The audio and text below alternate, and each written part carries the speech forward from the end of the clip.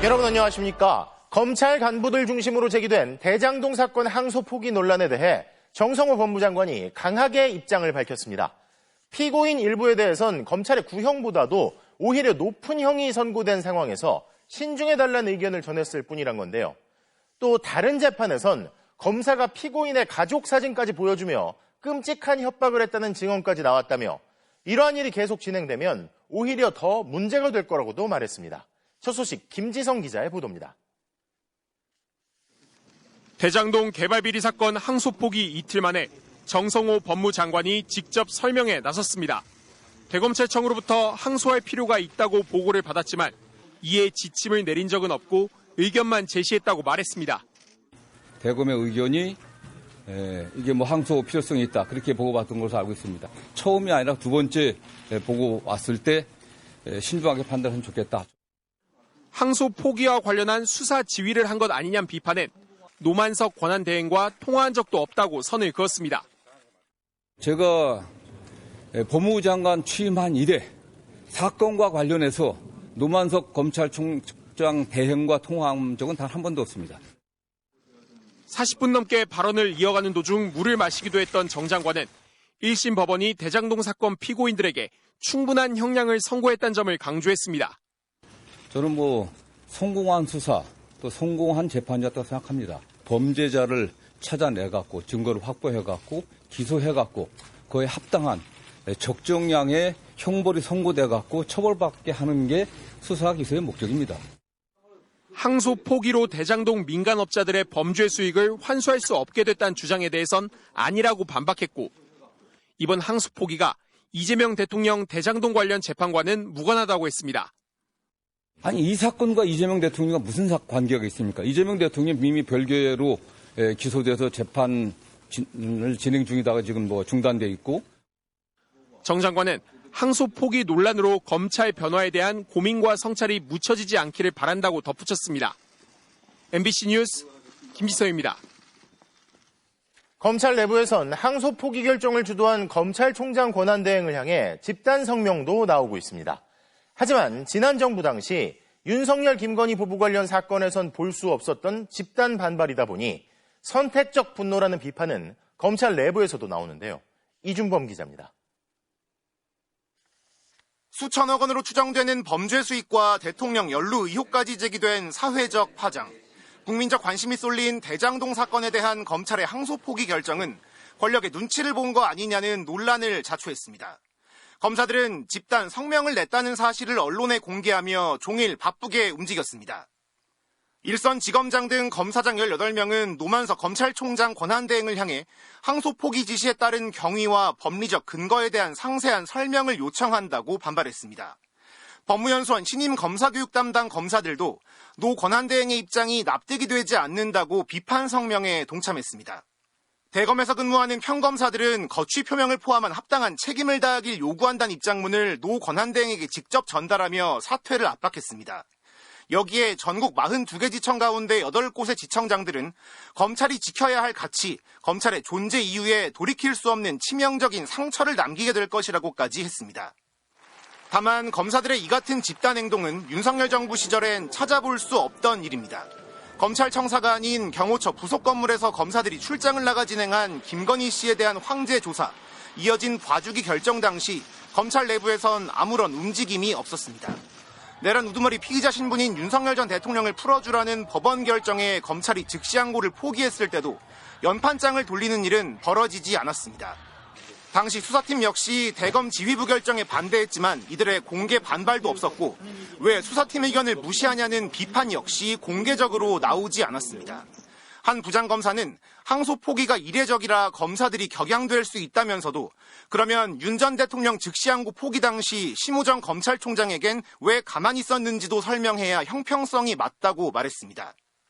또 다른 부장검사는 서울중앙지검이 대검 결정에 반발해 항소장을 냈어도 이는 유효하다며 사퇴한 정진우 지검장과 수사팀 반발을 주도한 강백신 부장검사를 비판했습니다. 윤석열 사단으로 분류되는 강 부장검사는 항소 제기는 수사팀의 만장일치라고 했는데 대장동 사건 1차 수사와 기소를 맡았던 부장검사는 MBC와 통화에서 1차 수사팀은 이번 논의에서 배제됐다면서 사실과 다른 주장이라고 반박했습니다. MBC 뉴스 이준범입니다. 당초 대장동 민간업자들에 대해선 7,800억 원 넘는 금액이 추징금으로 구형됐지만 1심 선고는 400억대로 그에 한참 못 미쳤습니다. 그래서 일각에선 검찰의 항소 포기로 대장동 범죄 수익을 환수할 길이 막혔다는 지적도 나오지만 돈을 돌려받는 게 불가능한 건 아니고 이미 소송도 진행 중인데요. 윤상문 기자가 보도합니다. 검찰이 대장동 업자들에게서 추징하겠다고 한 부당이득 금액은 7,800억 원가량. 그러면서 김만배 씨 6,100억 원, 정영학 600억 원, 남욱 1,000억 원 추징을 구형했습니다. 그러나 1심 재판부는 범죄 수익 산정에 가장 큰 영향을 미친 이해충돌 방지법 위반 혐의에 대해 일부는 공소시효를 넘겼다며 면소, 일부는 무죄를 선고했습니다. 결국 1심이 선고한 추징금 규모는 473억 원. 검찰의 항소 포기로 2심에선 그 이상은 추징할 수 없게 됐습니다. 특히 대장동 사업자 가운데 남욱 변호사와 정영학 회계사에 대한 추징금은 0원이 됐습니다. 범죄 수익을 환수할 수 있는 방법이 완전히 사라진 건 아닙니다. 성남도시개발공사가 이재명 대통령과 대장동 민간업자들을 상대로 제기한 민사소송이 제기돼 있기 때문에 손해배상 소송을 통해 돌려받는 게 가능합니다. 대장동 사건의 피해자는 성남도시개발공사. 현재 소송이 진행 중입니다. 이 사건의 피해자라고 규정되어 있는 성남도시공사에서는 민사소송을 제기하고 있거든요. 다만 전체 소가가 387억 원에 불과하고 일반적으로 형사사건이 확정돼야 민사 배상이 가능하기 때문에 시간이 걸릴 수밖에 없습니다. 이번 대장동 사건 1심 재판부도 형사소송 결과가 모두 나온 뒤 민사소송 절차를 통해 피해를 회복하는 것은 심히 곤란하다고 지적한 바 있습니다. 그러면서 이재명 대통령에 대한 형사재판은 절차 진행이 중단된 상태라는 점도 민사소송을 통한 구제가 어려운 이유로 꼽았습니다. 성남시는 항소 포기로 구체적인 손해액 인정 범위가 터무니없이 축소될 우려가 발생했다며 민사소송을 통해 검찰이 기소한 4,895억 원의 배임 손해액을 포함해 소송 가액을 확대하겠다고 밝혔습니다. MBC 뉴스 윤상문입니다. 국회에선 검찰의 항소 포기를 두고 여야 공방이 이어졌습니다. 국민의힘은 최악의 수사 외압이라며 법무부 장관 사퇴와 함께 국정조사 실시를 요구했지만 민주당은 오히려 친윤 정치검사들의 쿠데타라며 항명과 애초에 조작 기소에 대한 국정조사가 필요하다고 맞받았습니다. 고병찬 기자입니다. 검찰의 대장동 사건 항소 포기와 관련한 대응책을 논의하기 위해 소집된 국민의힘 의원총회. 직무유기, 직권남용, 항소 포기 규탄한다! 국민의힘은 먼저 정성호 법무부 장관과 노만석 검찰총장 직무대행의 사퇴를 요구했습니다. 어떻게 보면 법무부 장관이라는 분이 자기가 수사 외압을 행사했다라고 굉장히 용기 있게 자백한 것이라고 저는 생각합니다. 정 장관이 항소 제기 여부에 대해 신중하게 판단하면 좋겠다고 말한 사실을 겨냥한 비판입니다. 또 항소 포기는 이재명 대통령의 관련 재판을 영원히 삭제하려는 시도라며 민주당을 향해 국정조사 등에 협조하라고 촉구했습니다. 단군 이래 최악의 수사 외압이자 재판 외압입니다. 김병기 원내대표도 동의했으니 국정조사 합시다. 그리고 특검합시다.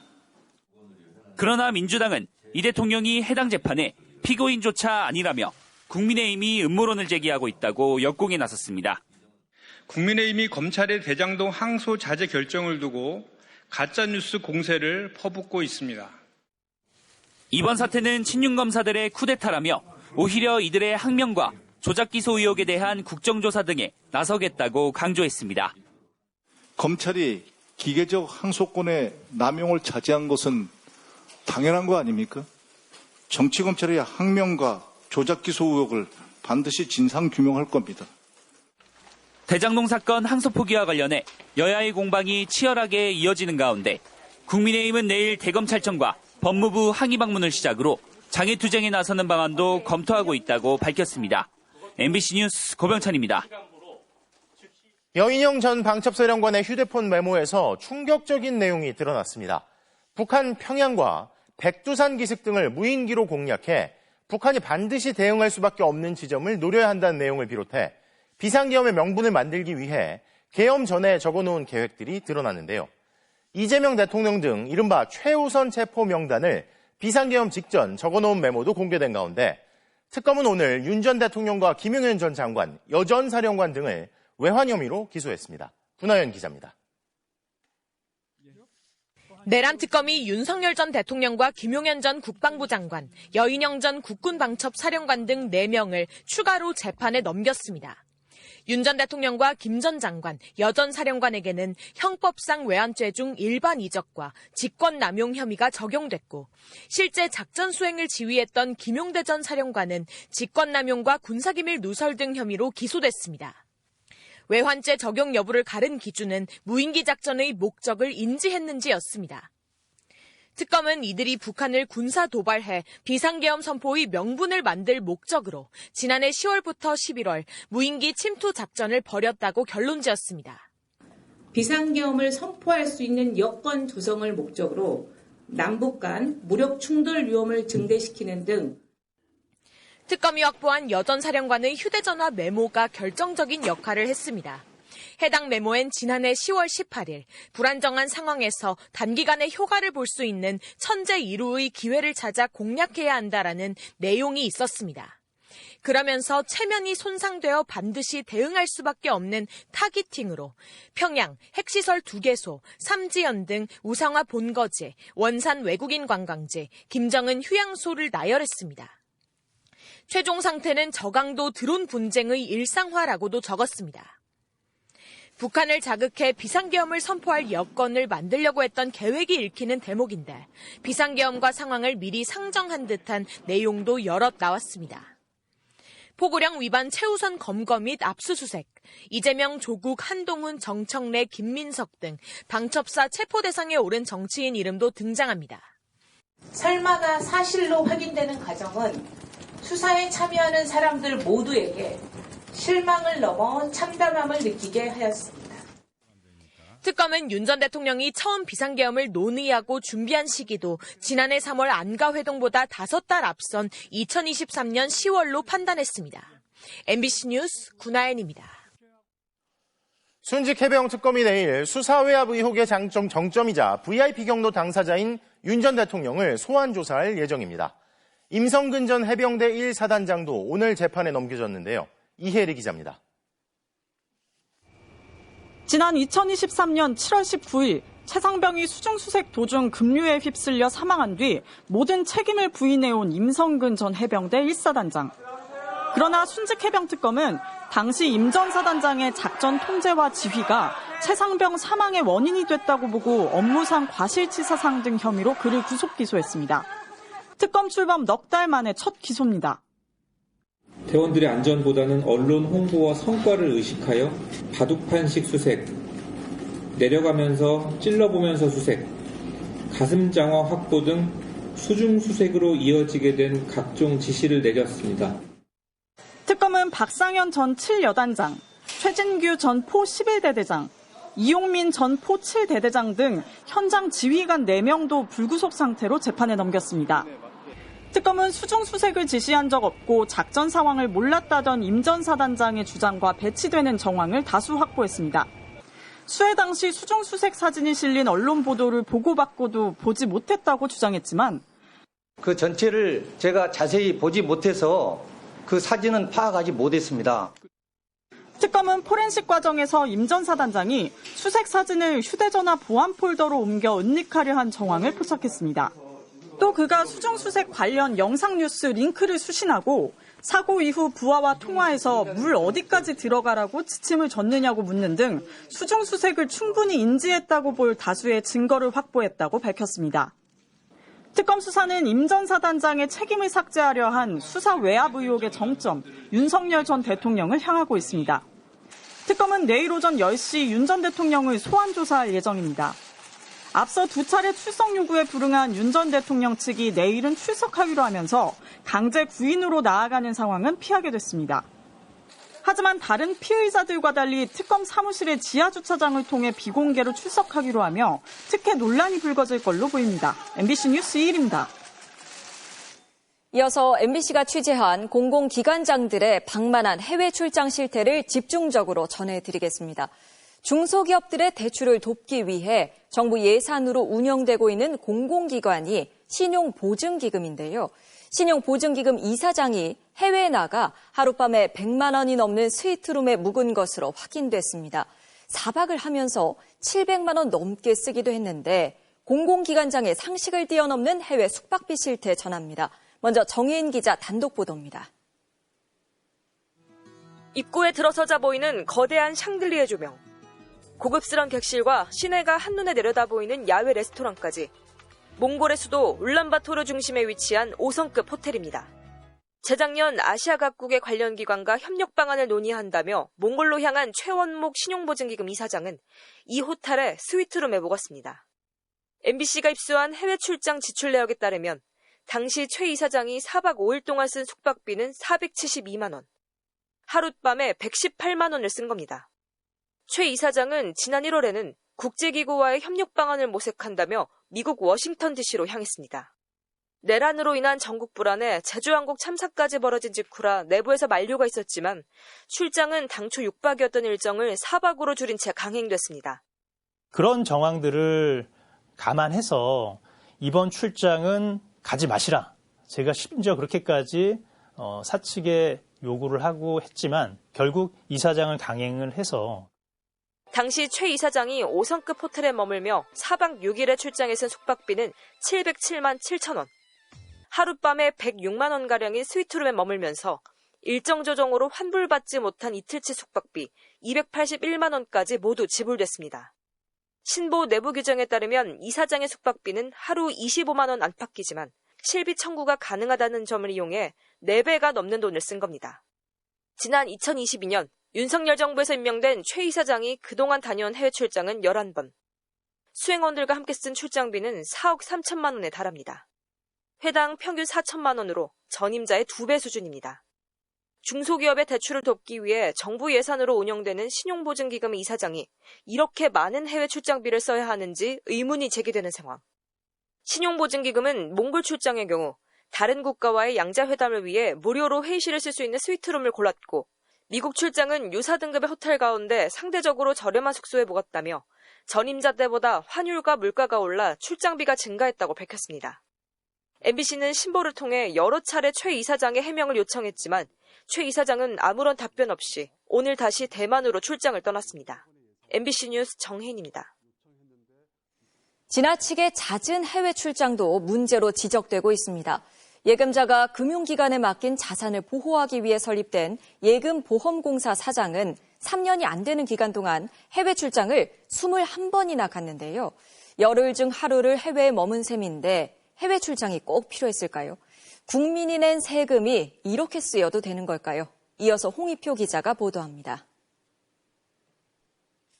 지난 2022년 11월 윤석열 전 대통령의 선거 캠프 출신 낙하산이라는 반발 속에 취임한 유재훈 예금보험공사 사장. 석 달 뒤 스위스에 간 것을 시작으로 지난 9월까지 해외 출장 횟수가 21번에 달합니다. 중국, 일본, 대만, 몽골, 베트남, 라오스, 캄보디아, 필리핀, 말레이시아, 인도네시아, 우즈베키스탄, 카자흐스탄까지 웬만한 아시아 국가는 거의 다 갔고 유럽에서도 프랑스, 스페인, 이탈리아, 벨기에, 스위스, 크로아티아로 출장을 갔습니다. 미국에서는 워싱턴 DC와 보스턴을 들러 19개 나라 24개 도시를 갔습니다. 세계 일주에 가까운 해외 출장을 간 겁니다. 출장 일수로는 114일로 임기 열흘 중 하루꼴로 해외에 머물렀습니다. 국제기구 회의 참석과 업무 협약 체결, 해외기관 면담 등이 주된 목적이었는데 비슷한 시기 다른 금융위 산하 공공기관장의 해외 출장 횟수보다 많게는 7배 차이가 났습니다. 해외 출장 적합성 등을 따지는 심사위원회는 위원 6명 중 5명이 내부 인원으로 꾸려져 사장님의 출장을 제한하지 못했습니다. 박근혜 정부에서 예탁결제원 사장을 지낸 유 사장은 당시에도 임기 중 28번이나 해외 출장을 가 논란을 빚었습니다. 왜 이렇게 해외 출장 전문 기관장이 되어버리셨죠? 우리나라 금융의 최대의 문제가 국제 경쟁력이 없는 것입니다. 그래서 그것을 해결하기 위해서 진정한 해외 출장을 가야 된다고 생각하고요. 예보는 유 사장이 국제기구 집행부로 활동 중이라 해외 출장이 잦은 거라며 전임 사장의 출장 건수보다 낮은 수준이라고 설명했습니다. 공공기관장들의 해외 출장을 둘러싼 논란은 끊이지 않고 있습니다. 해외 출장에 동거녀를 데려가 관광을 하거나 1박에 260만 원짜리 스위트룸을 잡은 경우도 있었습니다. 해외 출장의 목적이 정말로 있다라고 한다면 그것이 정책적으로 이어져야 하는데 제대로 정책으로 환류가 되고 있는지도 의문입니다. 국민 혈세가 들어간 공공기관장의 해외 출장에 대해 외부 감시와 객관적인 검증 장치 마련이 시급해 보입니다. MBC 뉴스 홍익표입니다. 공공기관장뿐 아니라 지방의회 의원들의 해외 연수도 여전히 잇따르고 있는데요. 외유성 논란은 둘째치고 동료 의원과 직원이 해외 출장 비용을 부풀려 검찰에 넘겨졌는데도 모르는 일, 상관없는 일이라며 해외로 떠나고 있습니다. 변혜주 기자가 취재했습니다. 대구국제공항으로 대구 달서구의회 의원들이 하나둘 들어섭니다. 4박 6일 일정으로 대만을 방문해 소각장과 과학단지 등을 둘러보기 위해서입니다. 매일 오전, 오후, 그리고 매일 일과 시간으로 매일 기관 방문으로 짜여져 있습니다. 그런데 중정기념당 등 유명 관광지도 하루도 빠짐없이 방문합니다. 저희들 뭐 관광지 일정은 없는 것 같은데 중정기념관 지금 되어 있습니까? 다 관광지 가시던데요. 그거는 제가 정확하게 계획서는 제가. 달서구의회는 지난해 싱가포르 출장에서 항공료를 부풀린 정황이 발견돼 구의원 1명과 사무국 직원 등 4명이 지난달 검찰에 넘겨졌습니다. 그러나 대만으로 떠나는 구의원 가운데 이를 심각하게 여기기는커녕 관련 내용을 모르는 경우도 있었습니다. 그건 그거고요. 그렇다고 해서 뭐 이렇게 저희가 뭐 몸살이고 저희가 꼭 필요한 해외 연수를 못 갈 이유는 없다고 생각합니다. 동료 의원 검찰 성취됐잖아요. 항공료 부풀리기로. 예, 우리 지역에서는 그런 게 없었는데 타 지역에서는 그런 게 좀 있었다고. 달서구의회 의원 10명 등 14명이 떠난 이번 대만 국외공무연수에 들어간 세금은 2,500여만 원. 한 명이기 때문에 매번 하는 것처럼 관행처럼 간다. 거기에 또 자유롭다. 이렇게 얘기하는 거는 지방의원들의 도덕적 해이가 얼마나 심각한가를 보여주는. 시민단체 등에선 지방의회 의원들의 해외 연수 일정과 예산에 대해 엄밀한 감시가 필요하다고 지적합니다. MBC 뉴스 변혜주입니다. 경남 창원시 의회는 국외 출장 경비 관련 수사와 감사가 진행 중인데 창원시 의회 의원들도 오늘 대만으로 해외 시차를 떠났습니다. 사실 지난 9월에 영국과 프랑스 등에 다녀오고 2달 만이라 외유성이란 지적이 나옵니다. 부정석 기자의 보도입니다. 김해 국제공항 출발 게이트 앞 국민의힘 소속 창원시 의원들이 출국장 쪽으로 걸어갑니다. 국외 도시재생과 경제정책을 시찰하겠다며 4박 5일 일정으로 대만을 다녀오는 겁니다. 대만이 한국과 비슷한 경제 규모를 가지고 있고 그런 규모들에 대해서 우리 의원들이 대만을 한 번도 안 갔다 온 것 같아요. 그런데 이들의 시찰 일정엔 박물관과 위스키 증류소 견학이 포함됐고 구체적인 일정은 공개되지 않았습니다. 외유성이라는 지적이 있는데 모릅니다. 우리한테 뭐. 그럼 이번에 간 일정에 대해서 좀 아십니까? 모릅니다. 창원시 의원 10명과 사무국 직원 등 14명이 4박 5일로 대만을 다녀오는 비용은 모두 3,600여만 원. 이들 시의원들은 2달 전에도 각 상임위별로 영국과 프랑스, 호주, 일본 등으로 해외 연수를 다녀와 내부에서는 내년 지방선거 전 예산을 소진하려는 것 아니냐는 비판이 제기됐습니다. 1년도 채 남지 않은 저희가 이제 선거가 남지 않았기 때문에 11월 달에 꼭 나가야 할 것인가에 대해서는 뭐 동료로서 굉장히 의구심이 드는 바입니다. 대만으로 시찰을 나가는 의원들은 문제가 없다는 입장입니다. 당초 예산이 편성되어 있는 거고 4년 전에 이렇게 하기로 해가지고 4분의 3은 같지 않습니까? 창원시 의회는 지난 2023년부터 올해까지 국외 출장 경비 사용과 관련해 경찰 수사를 받고 있고 감사원 감사도 진행 중입니다. MBC 뉴스 부정석입니다. 해외 출장과 연수뿐 아니라 체육대회에도 세금이 쓰이는데요. 지난주 금요일 경기도에서 기초의회가 모이는 체육대회가 열려서 찾아가 봤습니다. 금지했음에도 술을 마시는 모습, 텔레비전과 태블릿 등 100개가 넘는 경품이 뿌려지는 모습을 볼 수 있었습니다. 차우영 기자의 보도입니다. 지난 금요일 경기도 동두천 종합운동장. 행사를 알리는 현수막이 곳곳에 붙어 있습니다. 경기도 시군의회 의원들의 신성과 화합을 다진다는 목적으로 열린 체육대회입니다. 전체 31곳 가운데 22개 의회 의원들과 공무원 등 1000여 명이 모였습니다. 마스코트 인형들이 분위기를 띄우는 가운데 선수단이 입장합니다. 공식 개회가 선언되자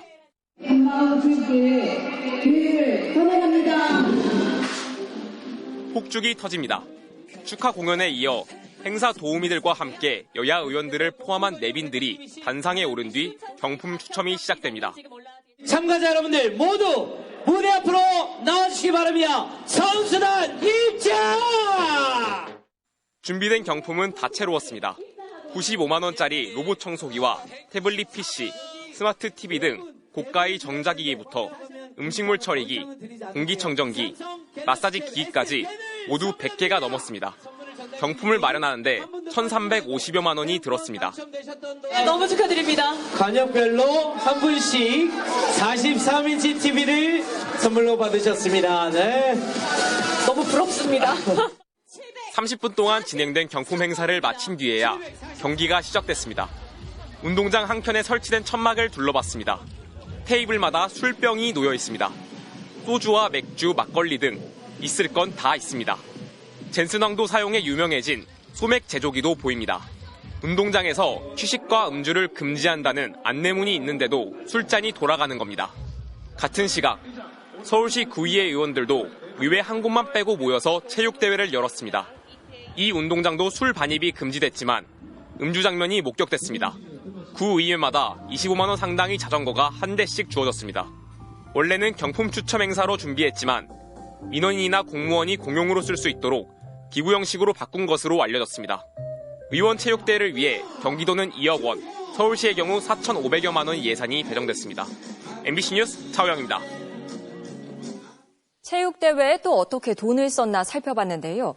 유명 가수를 부르는데 3천만 원, 단체복을 맞추는데 4천만 원을 넘게 쓰고 체육대회를 하는 데 쓴 금액이 총 2억 원에 달합니다. 도윤선 기자입니다. 경기도 시군의회 체육대회 내빈석. 똑같은 회색 옷을 입고 있는 사람들이 있습니다. 시군의회 의장들을 위해 맞춘 옷입니다. 똑같은 모자를 쓴 사람들은 지방의원들입니다. 이번 행사를 위해 돈을 들여 의장, 의원의 옷과 모자를 맞춘 겁니다. 초대 가수의 축하 공연. 일부 참가자는 무대 위로 뛰어 올라가 춤을 춥니다. 해당 체육대회 예산계획서를 살펴보니 의장, 의원의 옷과 모자 사는데 4,300만 원, 유명 가수 2명 섭외에는 3천만 원을 썼습니다. 모두 예산 2억 원이 편성됐습니다.